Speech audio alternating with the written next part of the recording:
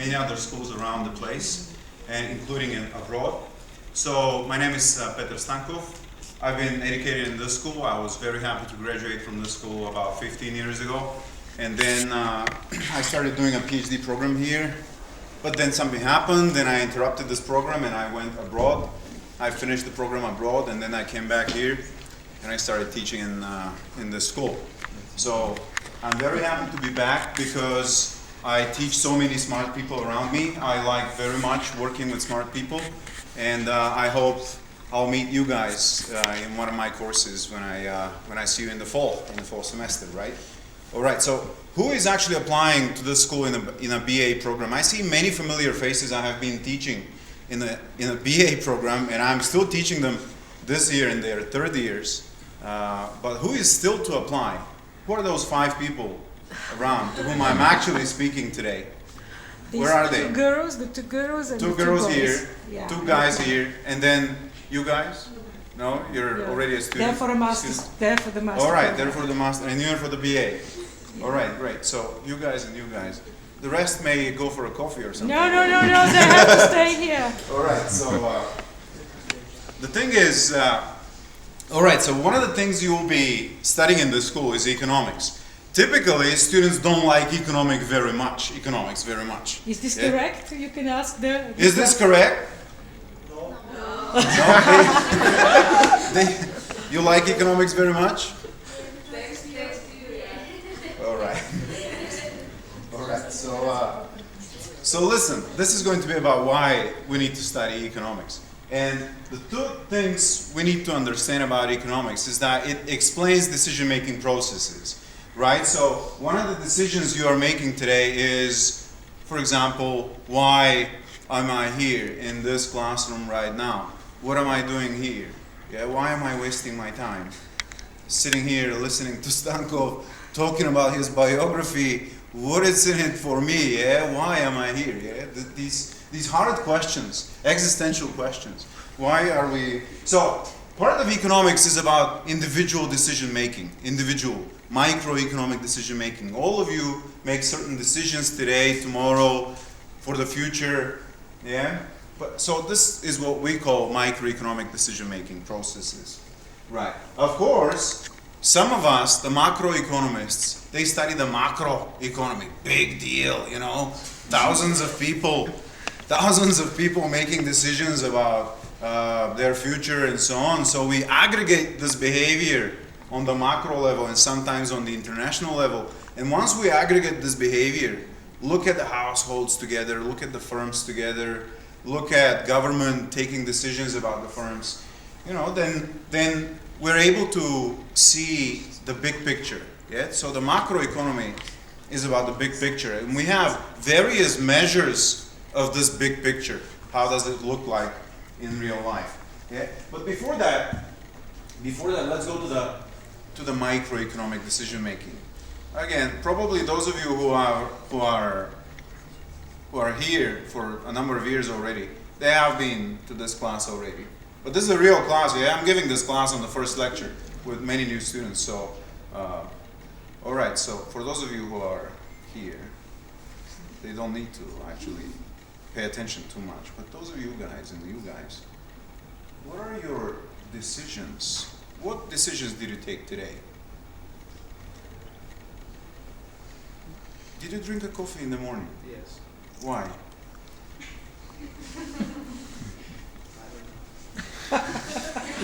You don't know? It's just a habit? Yeah, just habit. It's just a habit. Did you smoke a cigarette with it? Yes. Yes? It's just a habit again. But you know why? Yeah, because it makes you feel better, doesn't it? Of course. Well, luckily, I'm finally meeting a person like myself today. You know?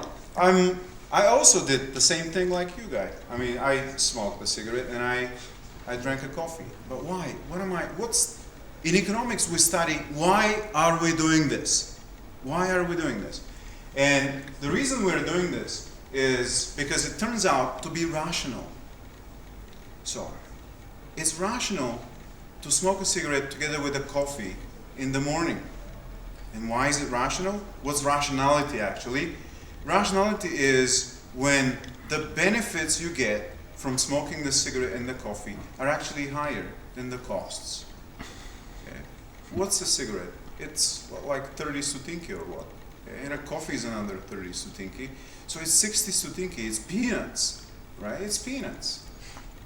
But the pleasure you get from it, it's worth much more than 60 sutinki, isn't it? Yeah? It's definitely worth much more than 50. Waking up fresh. I mean, not so fresh, but after the cigarette you get fresher. So waking up fresh, it's what, priceless, isn't it? Of course it is. So we're here. We can understand why we're here by exactly the same principle, because we expect that the benefits we get from being here in this school, in this classroom, in this hour, are going to be higher than just wandering around the city or doing nothing or clicking on Facebook, looking at all these updates that our friends make. Yeah, these are, I mean, redundant things, right? Relative to new information you can learn. So that's why we're here. So economics versus something else is another choice we're making. There's tens of choices you can make in this school. So economics, international business, finance, and so on. So how would you rationalize your decision to, let's say, engage in finance or engage in international business versus economics? It's probably the same thing. Your expected benefits from going to economics or finance are going to be higher than the expected benefits of the alternative choice, right? So if you expect your salary in the banking sector to be, let's say, 1,500 leva per month, and you expect your salary after you graduate from economics to be 400 leva per month, then it's a clear-cut choice, isn't it? You go to finance, definitely, isn't it?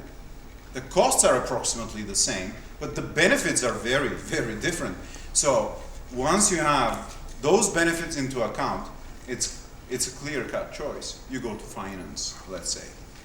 But the truth is you can make many interesting things with economics as well, including understanding people's choices.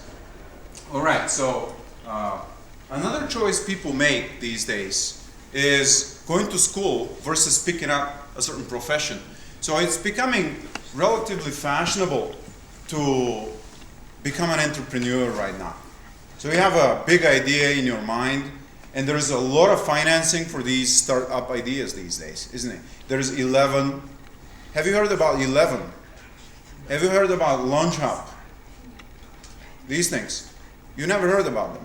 So 11 and Launch Hub and various other schemes are schemes for funding startup ideas.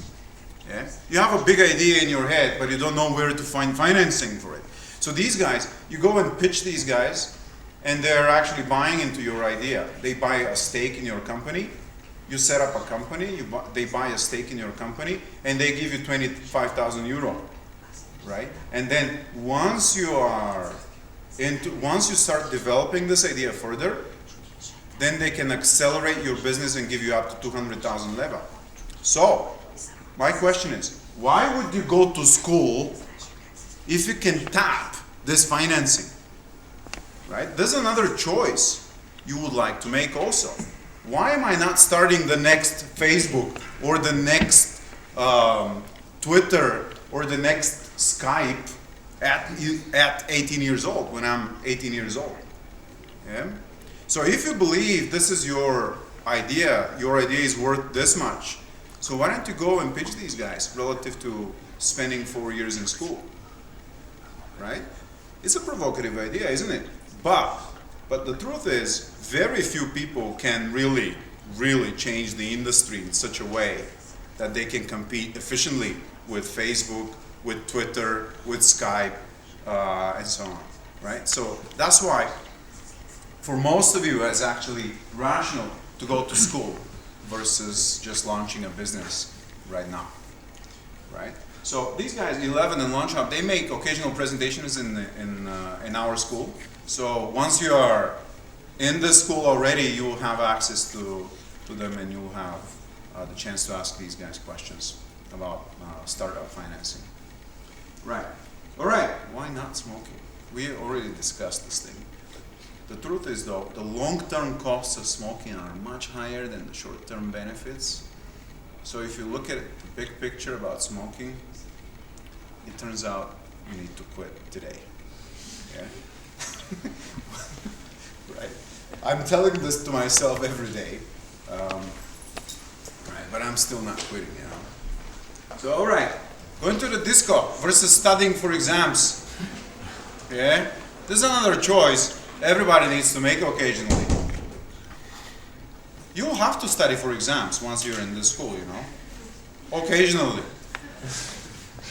Regularly. Regularly. Yes, that's true. Regularly. All right, so you'll have to study for exams, but occasionally you need to go to the disco, right? There's a lucrative invitation for the disco, and there's benefits from going to the disco, aren't there? Right. All right, so there's costs and benefit structure. What I'm saying is there's cost and benefit structure behind every choice you make today, you make tomorrow, you make about big decisions in life, and so on. So, here's my PhD student here, Lubo. He's just been engaged to his girlfriend. And I'm just arriving at probably the most interesting microeconomic decision making.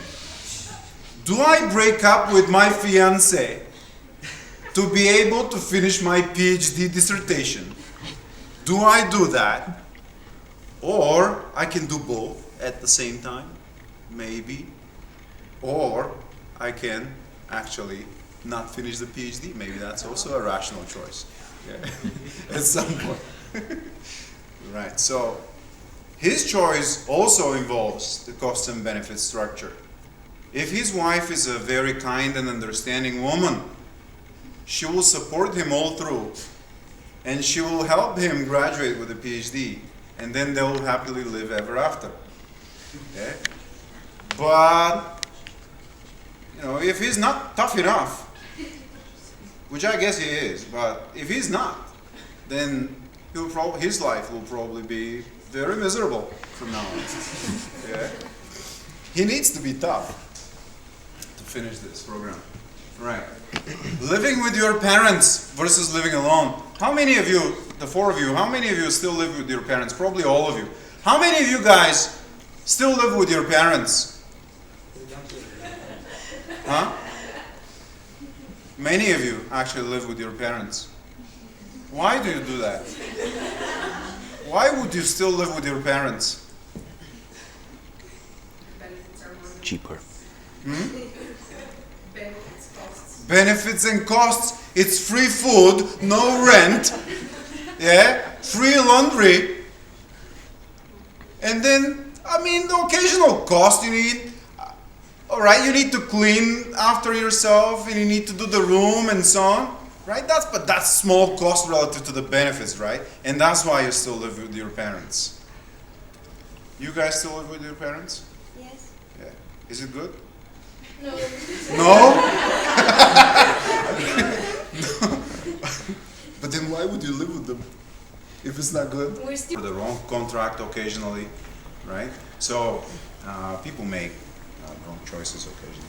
Now, that's what microeconomics is about. It's about individual decision making. And we study this individual decision making in microeconomics. That's part of economics, the big subject of economics. Now then, we go to the macro. A little bit about macro, because that's what you're also going to study in the school. Now, macro, here's a picture for you. Macro is mostly about this picture. This is Bulgaria since 2000. Look at the good trend Bulgaria has been enjoying since 2000 until approximately the third quarter of 2008. That's the Bulgarian economy. We have various measures of how to measure the Bulgarian economy and various other economies as well. And in the macro, we study why is this economy moving up? Why are most economies moving up over time?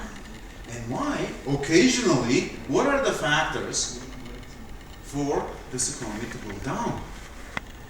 Because nobody goes up forever. Yeah? You don't go up forever, I don't go up forever, nobody goes up forever. They occasionally climb a few steps down. regroup, rethink, re-strategize, and then move up again. So that's what economies also do. Yeah? They go down for a little bit, luckily for shorter periods of time than this period, and then they're back on the growing trajectory. So we're trying to explain in the macro, a central question in the macroeconomics, the study of the macroeconomy, is why is this economy moving up, why it goes down, and why it goes back up again. And then, what are the consequences? What are the consequences of this economy moving up? Everybody feels happy when the economy is moving up. Why? Because they get more income, they get more papu, they get more cigarettes and coffee, and they're happy, more happy. Okay? That's why they're happy when the economy moves up. That's the consequence for the consumers. They consume more, they buy more stuff. That's good for them, isn't it? Yeah. No. All right. So then, also, what are the consequences for the companies? When you guys buy more, somebody else takes this more, has more money in. Yeah, you spend more, somebody takes more money in. And that's good for them, isn't it? Isn't it? Yes. Of course it is. You're selling something, somebody gives you more money for what you sell, and you're happy. You're selling apples, right? That's yeah. When I was 12 years old, I was selling peaches on the market. 12 years old. And I was very happy when the additional person bought the additional kilo of peaches. Because I was already a microeconomic agent, and I was thinking, oh my God, if I sell 1 more kilo of peaches, I'll get 30 sutinki in my pocket in the end of the day. Yeah? So I was doing my best to sell these peaches, as many as I can. So my point is, if you are able to sell more peaches, then your company will be happy. Right? All right. So once the time of crisis hits, the question is, what can we do about it? And it turns out that many government organizations, including the government itself, the Prime Minister and the Finance and the Economics Minister, they are actually thinking about what to do about it, about this economy going down. How to make this economy not go down forever, okay? And how to make this economy move up faster. Right. So the government, however, is not the only agent who makes these decisions. The central bank is another agent. Right? So in macroeconomics, we're studying the decision making of the government and of the central bank as well. So we're looking at those tools that the government and the central banks employ to be able to get the economy up to speed again. Right? And finally, how exactly should we do this if we are the government, if we're the central bank? So have a look at this. Many decision-making processes, many interesting things about the economy. So what can you do about it? What can you do with this knowledge? So you can become a researcher like us in this school. That's your primary career, like Lubo here. I'm lucky that he came. Otherwise, I will not be thinking about researchers today. Right? So you can become a researcher. You can become a consultant. Consultants are very, very well-paid professionals. Very well-paid professionals. It's true that their lunch break is at 7 p.m. That's true. Right? But still, they get a lot of money, and you can do a consulting job with economics. That's for sure. Especially if you guys know econometrics. Especially if you guys know econometrics. So econometrics is how we quantify things in economics, how we quantify these decision-making processes, and how we build relationships in a quantitative sense between them. Right? So you can work for NGOs, non-government organizations. I've been working for an NGO, for a non-government organization, for 2 years before I went abroad. And I was very happy to be working for this NGO because they gave me a lot of interesting skills, a lot of interesting contacts, and it was an invaluable experience for me. Yeah? That was immediately after I graduated with a BA degree. I found almost immediately I found a job at this NGO, and I was very happy. Then you can work for the government, definitely. Government is hungry for you guys. Definitely. They are hiring many people, many professionals with economics education.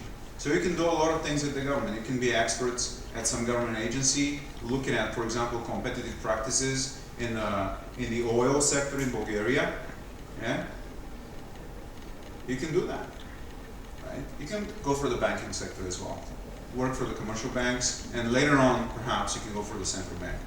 Central bank is hiring very, very well qualified guys. So it's probably not a startup position at the central bank, but at the commercial bank, definitely, you can find a job at a commercial bank with economics. And of course, you can be entrepreneurs. So as a final note, you can do many things with economics. You can do many things with micro alone, and you can do many things with macro alone.